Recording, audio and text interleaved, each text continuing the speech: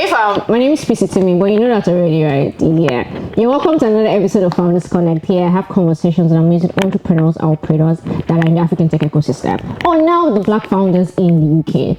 Today I'm having a conversation with Erika Brodnock. She's a very popular, well-known, well-respected angel investor, keynote speaker, philanthropist, cares about inclusion and diversity, but she's also the founder and CEO of Karisma Kidz. And before that, she was of Kami. Yes. But she's also the founder and CEO of Kami, and before that, she was the founder and CEO of Karisma Kidz. We're going to learn all about her journey, her businesses that she's built before and the one she's building now. And I'm very sure you're going to have a lot of things to learn from this video. So make sure you sit down, get popcorn, or whatever you want to get, and just watch this video to the end and leave your comments as you watch as well. Let's get into the video. Welcome to my YouTube channel. I'm Itimi, a change maker, professional, and creative who is passionate about growing people and growing businesses. Like, comment, subscribe to my channel, and please always share my videos. It promises to always be impactful and insightful. How you doing? I'm good. Thanks for having me. It's my pleasure to have you here. I'm really excited to hear you. I know I've heard a bit of your story, but I'm hoping to learn again and just get inspired. So I usually start from like the beginning, right? So tell me about your background, where you grew up, what your family was like, your favorite childhood memories, just anything about growing up. So I guess I grew up in Streatham Vale. I'm from South London through and through. I've lived there my entire life. I travel back to Nigeria. I travel back to Jamaica, which is my heritage, and I do that on a regular basis. Yeah. But I'm a South Londoner through and through. Always have been, still am, and love the fact that I'm from Streatham Vale. Yeah, that's amazing. So yeah, that's where I grew up. I went to state schools. I went to St Andrew's School in primary school in Streatham, and then I went to St Mary's High School in Croydon. I was moved up a year at secondary school. That meant that I went and did my GCSEs a year early. I then went to a sixth form college, St Francis Xavier in Clapham South, and did my A-levels there. I did really well in my GCSEs and A-levels, but I didn't go on to university. I actually ended up getting pregnant with my first child. She's now 25. Yeah, she holds a couple of degrees. A couple? Yeah, she holds a couple of degrees. She's a teacher. She's actually just gone, having taught for 2 years in Norbury, which is just down the road from where I grew up. She has now gone to go and teach in Dubai for 2 years as an English and drama teacher over there. So super proud of her, and my other children. But it just kind of, I guess, one of the things that I like to highlight when I speak is that I didn't go to university. I didn't go to Oxbridge. I'm a PhD in behavioural science now. But there are many routes to education. There are many routes to building companies, to being successful in business, and they don't all have to follow the same path.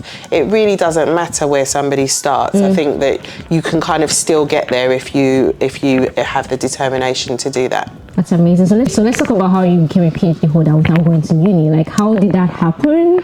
So I did go to uni. I just didn't do it when I was 18. Right. Exactly. So I went to university for the first time in 2017. How old were you at the time?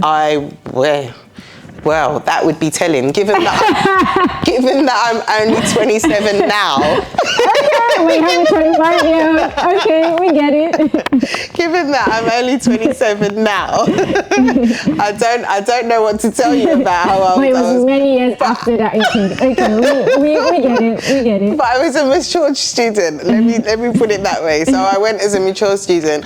I started with an MBA, and so I had run. No first degree, no BSc? No, I don't have an undergraduate degree. Even till today, I don't have an undergraduate degree. I I did an MBA because by the time I started at university, I'd already been running my company, Karisma Kidz, for around 7-8 years.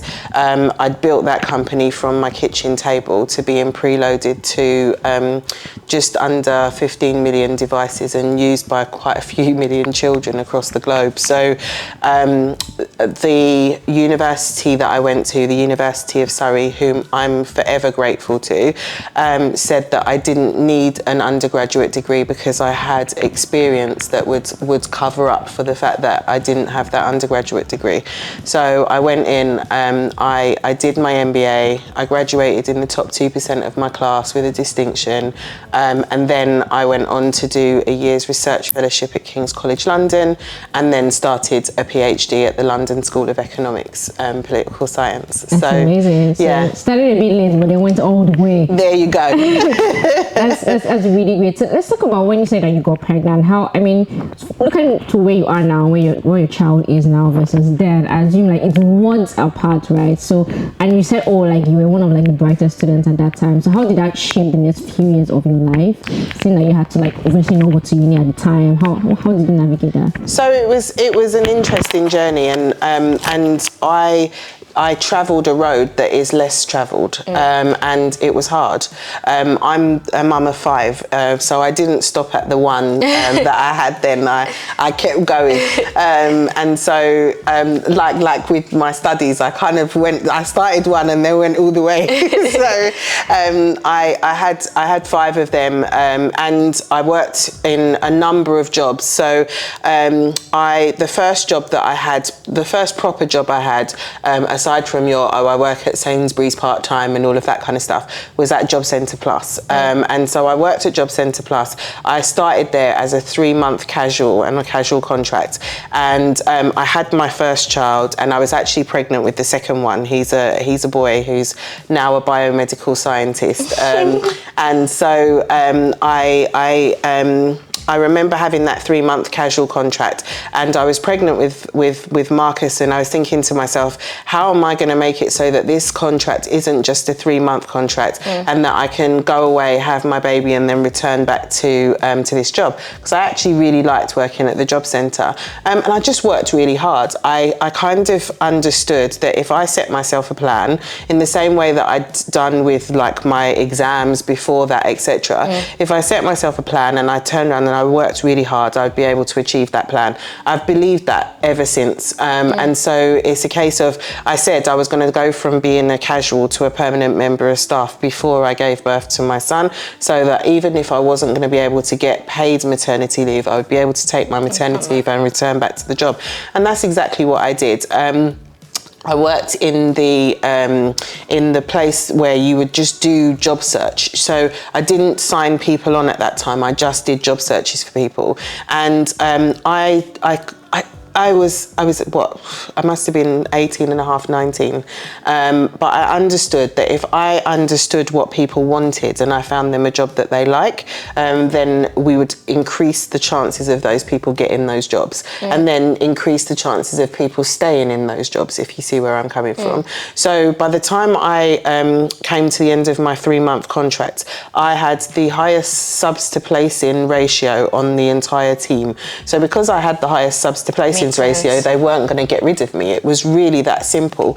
And so they were a little bit like, we will do whatever we need to do to hold the job for you, so that when you have your baby, you can come back and keep enabling our job centre to perform well. So I've always wanted to solve problems, and I've always kind of thought to myself, actually, how do I make myself such a problem solver that I become indispensable? And that's been my MO for pretty much my entire career. So I went on from working at job centres to, I guess in the job centre, I moved from being on the job search review team to the fortnightly job search team, which meant that I was signing people on. I didn't stay in that job for longer than about 3 months when I returned from maternity leave before I was managing that team. And so, yeah, I was the youngest manager that the job centre had. And eventually I made my way, I worked there for in total about 7 years, and I managed. You really liked the job. I did, I really did. And I was able to kind of progress.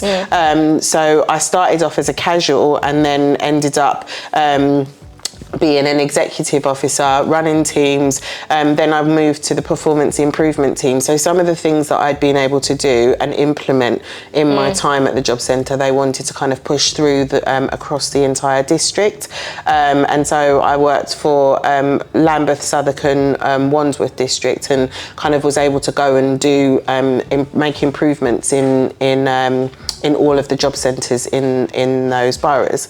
And that was really a defining moment for me, because getting onto that team, starting to develop skills like Six Sigma, understanding process re-engineering and performance improvement on a company scale, for me was just like problem solving, but at a level that I hadn't encountered before, and I absolutely adored it. So I went then and started to work for local authorities. In local authorities, I naturally had an affiliation with parents and children, because I was one. By this time, I think I might have had twins after that. And so I'm up to 4 children, if not all 5. I'm kind of working in local authorities. I've managed to get myself another promotion.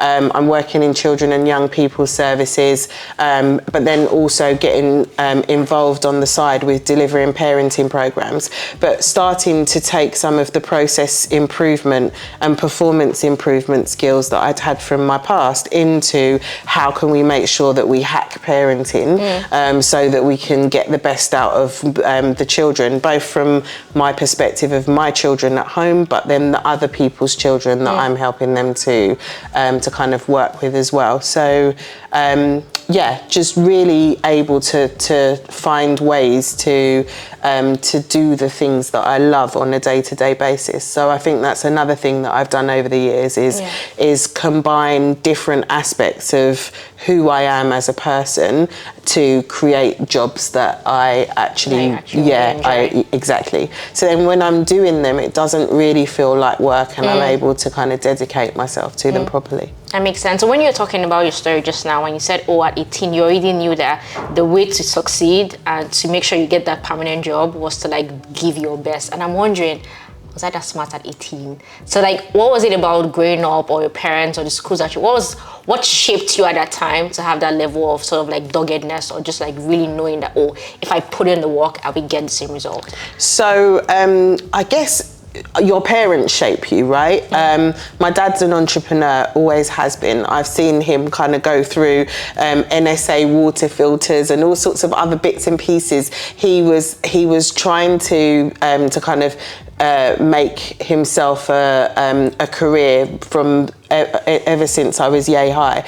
And by the time I hit about 16, he started a couple of estate agents, and I watched him grow those estate agents to being a household name in South London, if that makes sense. Yeah. And so there's an element of that. But then I guess the doggedness actually comes from my mum. We used to sit at the table, and my children will tell you exactly the same.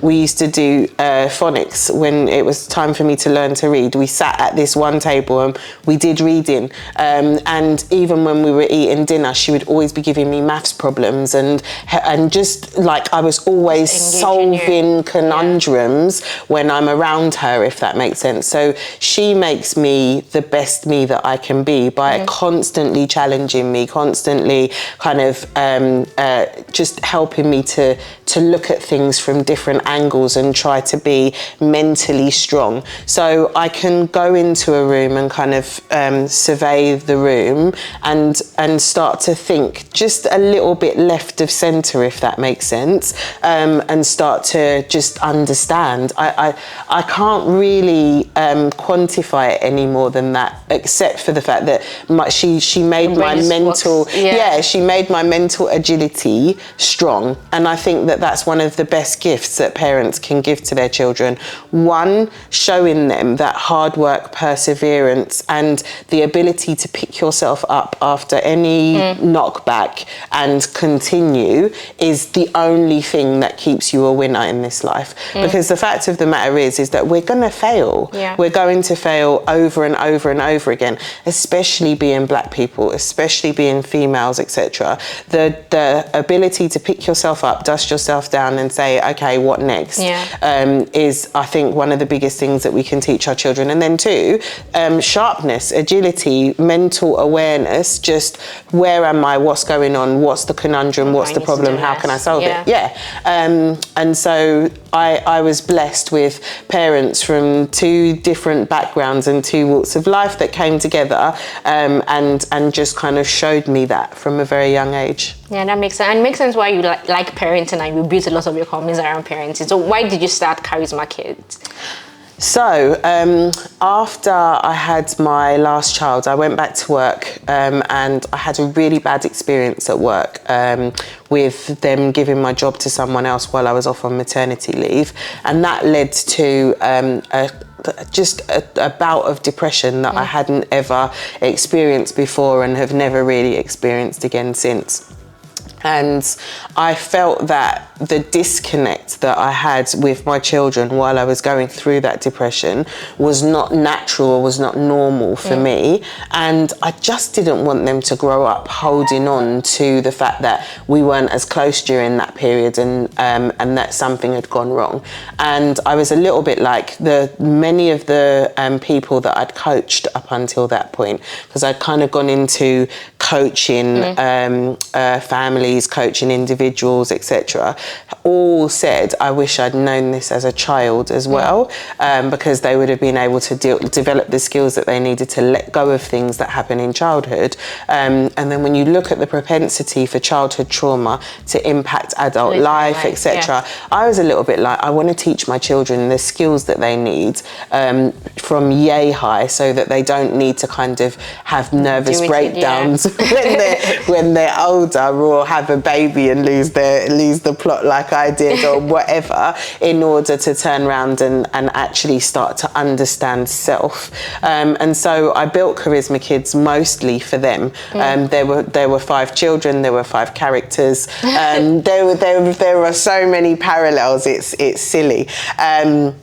But I built Karisma Kidz mainly for them, but then to teach all children how to manage the magical powers of their mind, because I'd been so successful at using my mind to be able to create a future that everybody told me I shouldn't have. So statistically, I'm not supposed to have been able to be a single mum from Streatham and achieve not even one of the things that I've managed to achieve, never mind all of them, if you see where I'm coming from. But I do believe that if you manage your mind rather than letting your mind manage you, you're able to achieve whatever it is that you set your mind to. Yeah, and what exactly was Karisma Kidz, and what was the product that helped you achieve that with your kids? So the product was a game. I developed a world called Moodville. In Moodville, you had places like Fear Farm, Guilt Ghetto, Angry Alley, Worry Warehouse. You can see I'm a fan of alliteration. And Sad City. And you were supposed to move your way and learn the skills and the techniques that you need to get from Fear Farm and Angry Alley to Love Lane and Gratitude Garden, and the Joyful Junction and the Happy Hut. So all of those places, the enabling emotions are in your centre, and they were in the centre of Moodville.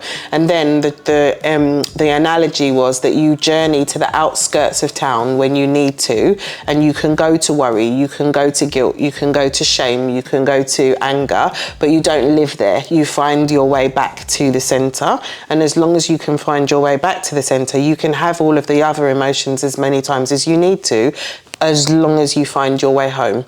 And what that does is it teaches children that emotions are transient, and you can be angry, but you are not angry. You can be worried, but you are not worried, if that makes sense. And as long as you start to understand that, and then you don't live in worry and you don't live in anger, you live in joy, you live in love, you live in gratitude, then you can kind of start to navigate your way through life. And so the game and the characters taught children to kind of do that. It also kind of mixed on and offline play. So you played online and you did tasks for your parents offline. That gave you the coins that you needed to build your online character into a superhero. So the analogy there was that you can only be a superhero in our virtual world if you're behaving like a superhero in the real world. And so that was Karisma Kidz, and it solved lots of problems for parents in terms of getting the best behavior from their children, helping them to develop these emotional intelligence skills that would then carry them through life. And so it was well received. But it was built at a time when people didn't really see the value of emotional intelligence, and we hadn't really had the issues with tech in the way that we do now. Where what do you mean? Well, technology and the way in which we live our lives nowadays has skyrocketed the number of children with mental health and well-being issues at the end of the day. The suicide rates and all sorts of other bits and pieces are just increasing, and they're continuing to rise because of the fact that we're not connecting with people in the way that we used to. And so Karisma Kidz was ultimately, it began to be used after a time as a way of developing skills that children weren't actually being able to develop. And then we had things like COVID that kept people even more separated than technology was beforehand, if you see what I mean. So yeah, it was a little bit before its time though. And I was, as always, way before my time and trying to raise money for a tech company in the UK in a market where women weren't even being funded, never mind black women. Yeah, I mean, I have so many questions about Karisma Kidz. So I would try to get through all of them. First, I'm thinking, how did you build the product, right? Because from everything you've mentioned before, you don't have like a technical coding background, but it was a game. It wasn't like, so how did you go about, so when you had the idea, what was the process to say getting into an actual product that kids or parents could actually use and download on their phones? And then second question is, what were the things for the period that you ran it, what were the things that made you the most proud? What were you most proud of? Like, oh, it came as an idea, built for my kids, but then it became something else. Or those key milestones that really stuck for you? Okay, cool. So the first question is, how did I build it? I didn't. I had a real hard time the first year or two of the company going through developers. I give this presentation a lot for uni students that are thinking about entrepreneurship and innovation as their kind of road to kind of career, and I always have Princess Tiana as the picture on this slide, because she kissed lots of frogs in order to find her prince, and that's exactly what happened. I couldn't code at that time. At that time, do you code now? I can code now. I can code in Python, and I can also, yeah, because the way that I see it is that yeah, I'll tell you the story and I'll tell you why I code. But so went through lots of development teams asking them to build the product for me, and then it was really hit and miss, because people would lead you down garden paths, and if you have no skills and you don't even know what bad looks like, I'd never mind good, but you need to know what bad looks like, if you see where I'm coming from, and you need to know that as early as you possibly can. so that you don't end up wasting 6 months as we did with someone saying, a product's coming, and then it never comes. So I went and started to do Code Academy courses, and you can do so much online completely free of charge to just get the basics. And then I did Girls Who Code at King's College London, which was a free coding course for any women who wanted to go and learn to code. And then, I've just kind of built up basic skills. So don't get me wrong, I'm not someone that sits in a darkened room in my house and writes code, but I can look through code and see if there are anomalies. I can turn around and say, actually, give me a product spec. I can look through the product spec and see if that's going to get us to anywhere that looks reasonably justifiable in terms of a product, etc. And so we got to a place where I met Justin Edwards, and I met Justin who had been at I'm trying to think of the gaming company that he used to work for, but they built a game called Jagex. He was at Jagex, and they'd built the game RuneScape, which was an incredibly popular game, and he had a son who was also autistic, and therefore he was a little bit like, I can completely understand and relate to why this company needs to exist and why this game needs to be built. And he jumped on board, and the minute that he jumped on board, things started to take an incredibly different turn, and he just used to work part-time in the margins, and he got us to product. And then I met Dr. Amanda Gummer just before Justin, actually. I met her at Toy Fair in 2013, and she was another incredible influence on the company. She became my co-founder, and she's a child psychologist that specialises in parenting and play, and together we were able to kind of go and get a bit of money from Wider Unlimited. We managed to get mentors and supporters, that, like, from the guy who had built Polly Pocket back in my day as a child, to a guy called Rupert Finley who was building a company called Miyun, and they'd partnered with Moshi Monsters, and we just had I attracted some great people, and together we managed to build this product. And then we did our first preload deal with KD Interactive. They built a product called the Curio tablet, which was specifically for children, and we were preloaded to 1.8 million devices. And once we did that and we built the game and got it up onto to Curio, we kind of knew that actually we were cooking with gas. And that was a key moment. And then I did Dragon's Den in that same 2013 when I first met Amanda, and then Dragon's Den didn't air till a year later, and when it did air, the site crashed, and there were all of these people calling me Miss Moodville and trying to get hold of the app and all of that kind of stuff. And it was just they were key moments in the evolution of the product, where we knew that this was bigger than my kitchen table now. Yeah, and why did you guys stop building a product? I mean, I know you mentioned that it was before its time, but was that the only reason why? No, so actually we were preloaded then to a company called Nextway, and then that put us on all of the Acer tablets, and we did a little deal with Telefonica, going on their WeShare tablets, which took us to Spain. And so the company did really, really well. Yeah. I just couldn't scale the company and keep up with the evolution of technology, because we didn't have enough money in the coffers to be able to do that, and that was just because I couldn't close an investment round, and no matter how much traction you guys had, you still couldn't raise money. Couldn't raise money. That's crazy. And so that was what led to the PhD.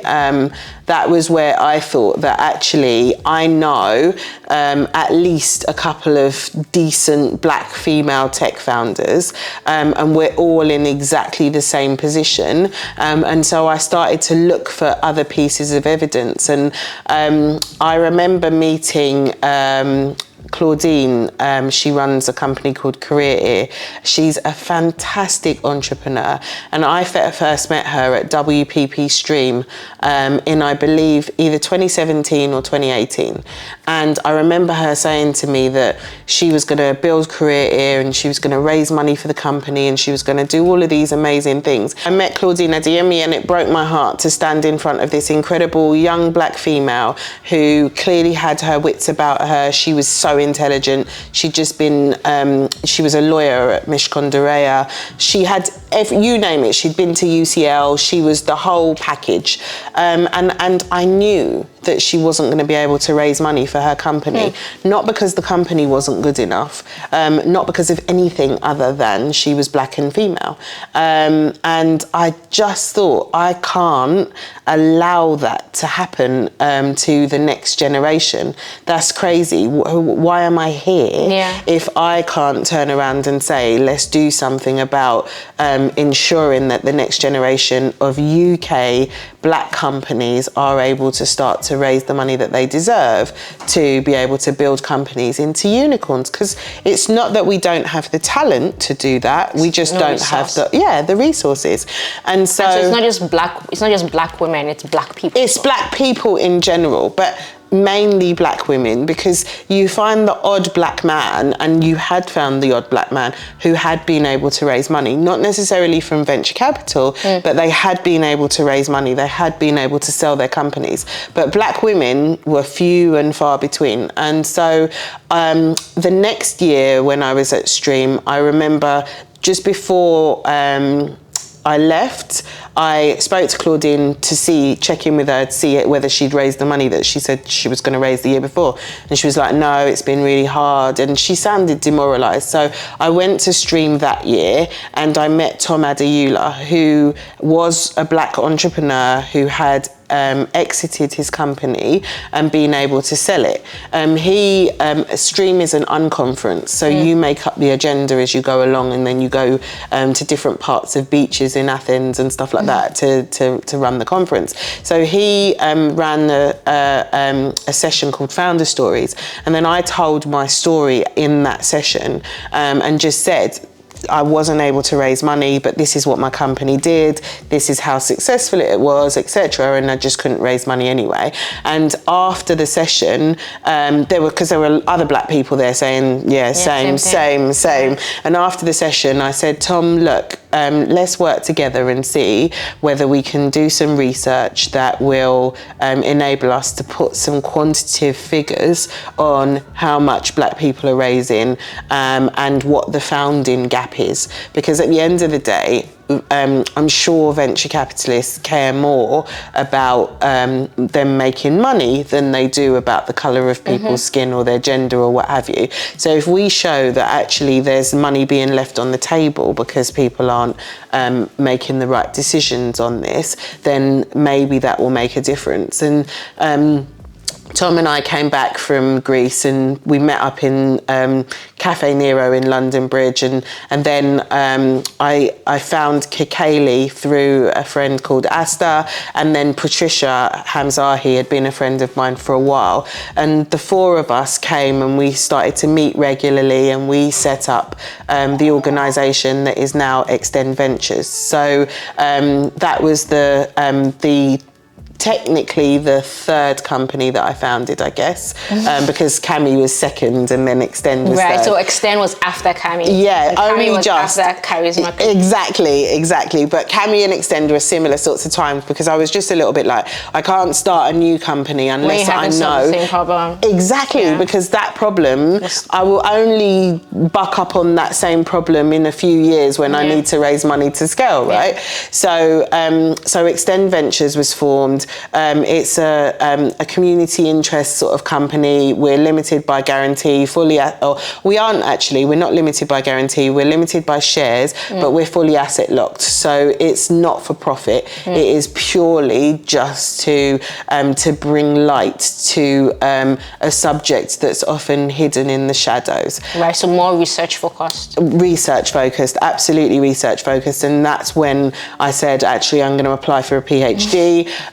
I'd been through many a story with Karisma Kidz where people had taken bits of my ideas and gone off and made millions with them and left me in the dust. So I said, at least, even if someone sort of does that with this one, I'll have a PhD to show for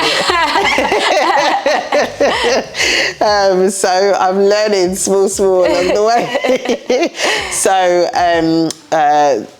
applied for the PhD, managed to get offers from Oxford, from LSE and from UCL, and then LSE offered me a fully funded studentship that was actually going to be paid for by venture capitalists and private equity people who wanted to see some change in the area. And that to me felt like the best possible match. And so it's been an incredible journey so far. We managed to publish Diversity Beyond Gender. And Diversity Beyond Gender has been responsible for quite a bit of the change that we've seen in the market. We were able to find one black woman who had managed to receive more than £1 million in venture capital funding at the time, and that was over a 10-year period. Now that number has gone to like 10 black women in 1 year receiving more than £1 million, and I think that's been incredible. And most recently we had Erika Brodnock kind of highlight that the Diversity Beyond Gender report was the reason that he chose to become an LP in Cornerstone's venture capital fund, and that's one of the first sort of live black venture capital funds to be fully funded in the UK as well, which is again massive milestone achievement for the industry on a whole. And it's good to know that actually the idea for that research, the methodology for that research came from a girl from Streatham who has 5 children who didn't go to uni the first time round. So it is just a case that, you know, you don't have to be the status quo to have good ideas, you know. To make impact. And to make impact. Extend Ventures will probably turn over just under 300 grand this year as well. It's not, we can do this. We can do this. I can do this. That's the motivation for me. That's amazing. I'll start rounding up a bit, but I'm thinking now, we've talked about Extend Ventures a lot and Karisma Kidz, so let's talk about Kami, particularly how running Kami now is different from the experience that you had with the first business, Karisma Kidz. Yeah, so Kami's been different from inception because I learned so much from Karisma Kidz. You know, some of the things that had bitten me before won't ever bite me again. Like, we've literally in the process of filing for our second patent. When we deliver something that's innovative, we lock it down very quickly. We lock it down very quickly nowadays. I built the team from the beginning of the company. So met Helen in that year's research fellowship. She has incredible skills. She holds a couple of PhDs from Cambridge. A couple of PhDs? Wow. From Cambridge. She is, she's so smart, it's unreal. And then we took my parenting skills, we took her machine learning and NLP skills and started to look at how we could create something that really starts to get under the bonnet of the parental mental health. So just again, going back to that critical moment for me where I went on maternity leave, they ousted me from my job, very depressed. So I did Let's Solve the Children, and now I've come back to say, okay, how do we solve for the parents? Wow. That's a full cycle moment right there. Yeah, because I feel like it's the best businesses are born from real world problems, and then the research backs it. like 77% of women have a negative experience during their maternity leave. We can fix this. We can make it better. And so we sell to employers. We built a product that handholds people through their pregnancy from the point they start thinking about having a baby right the way through to sending their child off to university and going through the menopause. Cami is by their side. It's in their pocket. It's there. It's available. It answers their questions. It provides them access to resources and content, and then it gives them community. That community is in the form of experts who are available to answer and to have conversations and to provide advice and guidance when it's needed. And if you're able to provide connection, content and community to people, you give them most of the resources that they need to make sure that their mental health stays at the optimal place for them to be able to kind of nurture their children. And that's kind of what we've built so far. And we've just been able to kind of start to onboard some really key critical clients who are going to be using Cami within their organisations, and we've been able to raise some money this time. I've closed a pre-seed round, headed into a seed round next year. I'm really feeling quite hopeful about the future for this one, because I know that the industry is ready to see black females. So it's on time as well. Yeah, but it's 6 of one, half a dozen of the other, because the industry is ready to see black female entrepreneurs, but for the most part, what my data is telling me at the moment is that we have to be black female entrepreneurs that stay in our lane. So are we doing beauty? Are we doing food? Are we doing hair care? And if you're not in those industries, are you being funded? And so the next report from Extend Ventures will start to dig a little bit deeper into that and start to look at the fact that actually there are actual deep tech entrepreneurs, there are robotics entrepreneurs, there are all sorts of entrepreneurs that come from the black community that deserve funding as well, because we don't only know about hair and beauty and There's so much more. We know so much more. Yeah, it's amazing. 2 questions as a follow-up. We've done so much, right? And know about they that. all I've seem still to got a have lot more been to do. successful, right? So No. So my question was, tell me the mistakes that you've made along the way that if you're going to do life again, you're like, definitely I'm not going to do this. Well, definitely I'm not going to let someone steal my idea and go and so I went and pitched Karisma Kidz to a company called Mind Candy. They were the creators of the game Moshi Monsters. The founder of that company went off and started another company called Calm. If you look at Karisma Kidz and Calm, there's very little in it apart from one serves children and the other serves adults. Calm is a multi-billion-pound company now, and so it's a case of I think that I just need to, or I needed to be more sensible about how I shared my ideas, who I shared my ideas with, and the way in which I kind of went about doing that. And so I've learned those lessons along the way. I've also learned to be a better leader. There have been times where actually I've had great members of staff and then haven't managed them as well as I could have, and then they've left the company or what have you, leaving a hole in the company where they once were.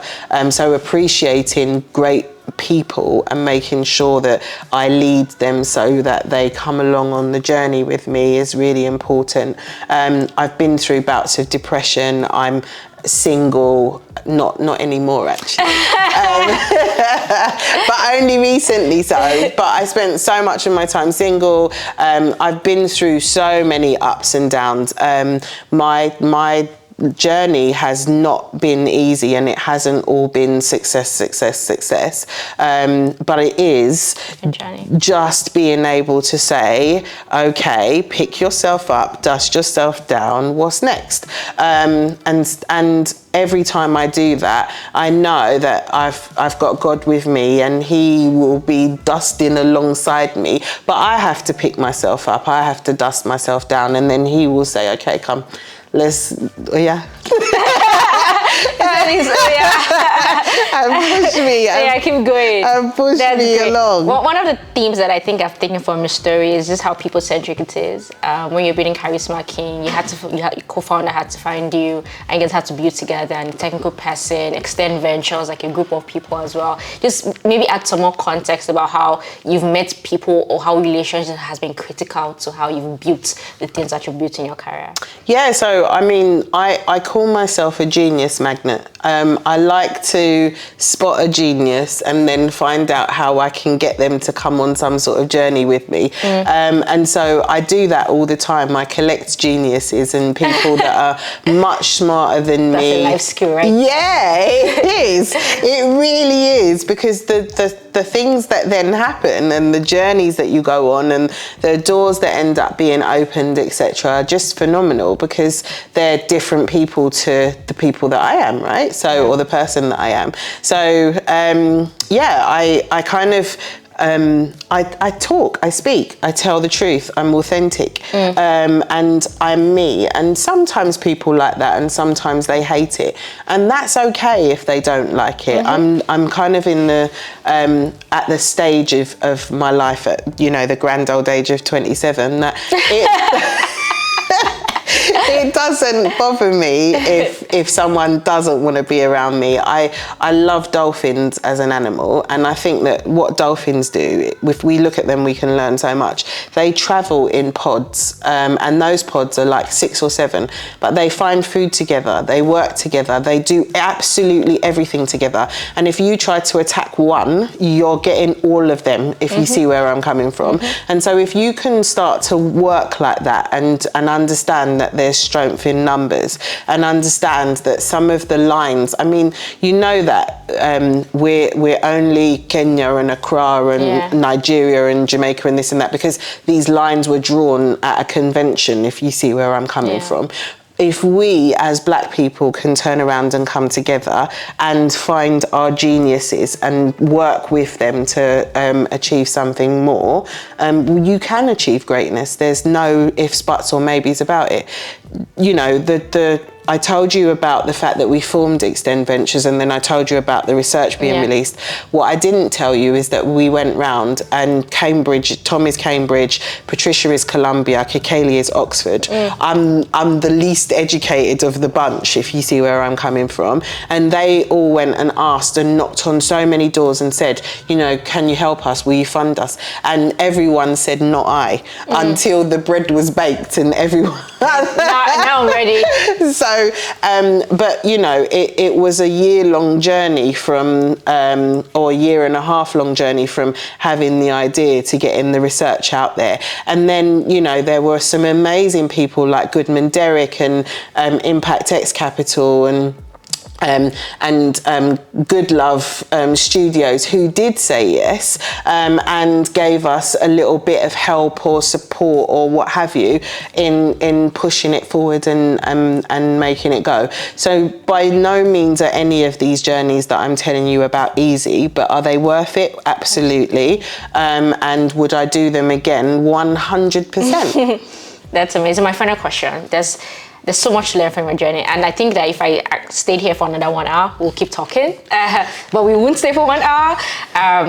If there's one thing that you want, or 1 or 2 things that you want a Black woman specifically who's watching this video to take out of your story, what would it be?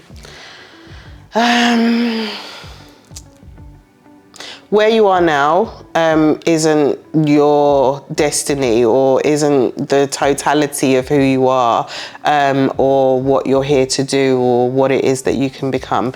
You can have anything that you want to, as long as you get your mind in the right place to receive that. And with God, anything is possible.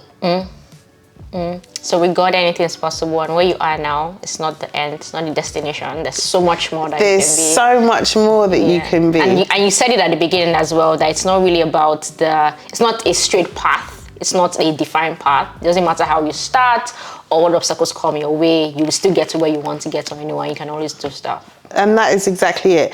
As long as you will just turn around and okay, let me say one more thing. There's no failure, only feedback. So if you don't look at it as failure and you just look at it as feedback, and you shift and change whatever it is that needs to be changed, so that you push yourself onto that's it. That's all it is. Just no failure, only feedback. Take that feedback. What do I need to implement from that feedback to shift something to let me start continuing my journey? And then you just continue and continue and continue. The people who fail are the people who stop. You know what, we're going to stop, but it won't be failure. But yeah, the people who fail, people that stop, that's definitely a word that's going to stick with me. It's so true though. Yeah, because like my mom always says that delay is not denial, and that's kind of very similar to there's no failure, there's feedback. So it doesn't matter how long it takes you, it doesn't matter what comes your way. It's like as long as you keep going, just keep going. End up where you're supposed to end up at some point. At some point, because the laws of probability say so. Even if you roll that dice a million times to get your 6. You get a 6. Yeah, you at some have point. to. As long as you keep rolling, you're gonna get that 6. So that's the way that I see it. And so when people tell me it can't be done, you're like, I haven't tried it. I said, is there 6 on the dice? There's 6 on the dice, and of course it can be done. Yeah. Wow, that's amazing. That's the perfect note to stop. There's always a 6 on the dice, and so there's always an opportunity, a probability that if you keep rolling enough, long enough, consistently enough, you'll get it. You will have to. You'll hit it. Amazing. Thank you so much, Erika, for sitting with me.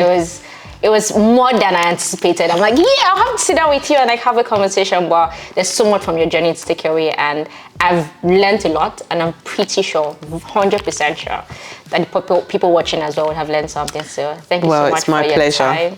And thank you guys for watching to the end. Make sure you subscribe to my YouTube channel. I will see you in the next video. Peace out. You can tell them peace out. Peace out.